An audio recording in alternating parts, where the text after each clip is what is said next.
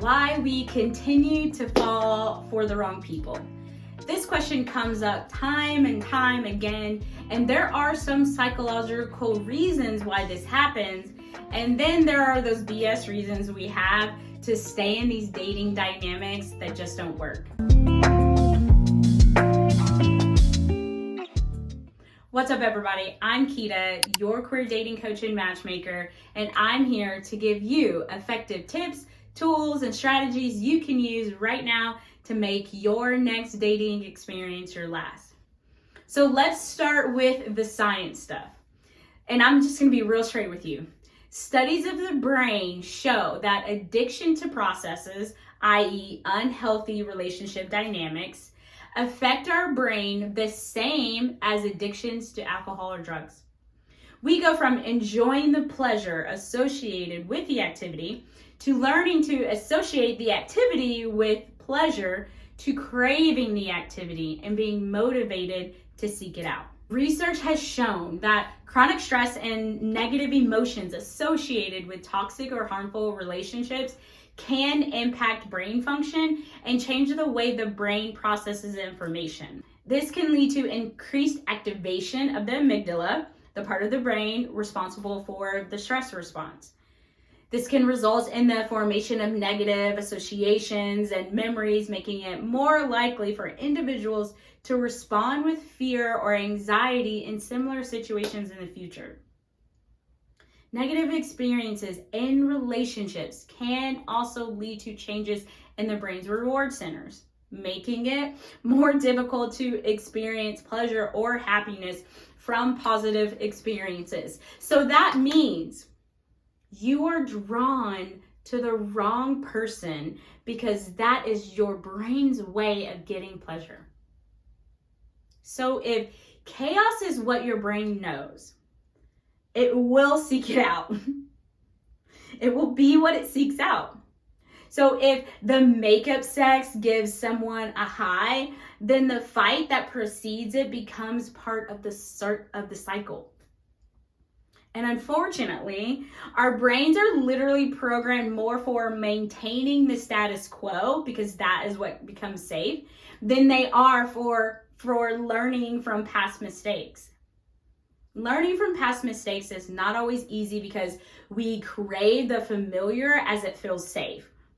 However, when your perception of safety is flawed, then it is past time to risk the discomfort involved in replacing negative behavioral patterns with those that promote, not compromise, your physical, emotional, and mental well-being.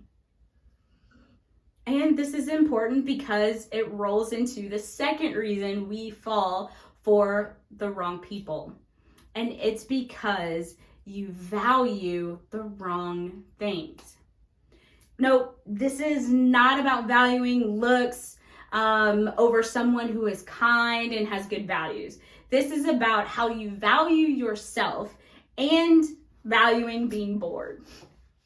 Look, we all have childhood wounds, and we all have some version of this not being good enough kind of mindset. Because we do not truly value ourselves, we think there is something wrong with the person that genuinely likes us.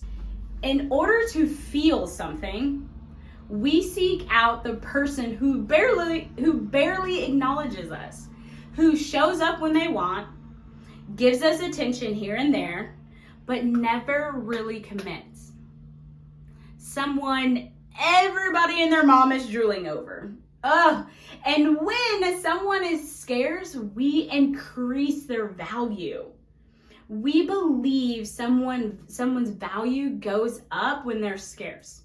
Think about when you're in the store and you're shopping and you want a jacket and you are maybe thinking about getting it, and the minute the salesperson tells you there's only one left, all of a sudden that value goes up and you immediately think it's worth more. We do the same thing in dating. We want the ones that are popular on TikTok or Instagram. Majority of the people on a dating app swipe yes on the same 30 people. A majority of people have the same type. And it's because The community has given those people this unspoken value because a lot of people want them. We know that's what other people want, so we go after those people too. And look, if you don't believe me, Pete Davidson is the perfect example. He dates or sleeps with so many women, and most of us are probably at home wondering, how the hell is that possible? No, just me? Okay. Either way, we have to be open to learning from our mistakes and giving value to ourselves and to people who want to do right by us. There is nothing wrong or boring about the person who wants to give you a peaceful, true kind of love. I know you want to feel something in your body that says, I really like this person, but that's not working, unfortunately. And your brain and your body are working against you.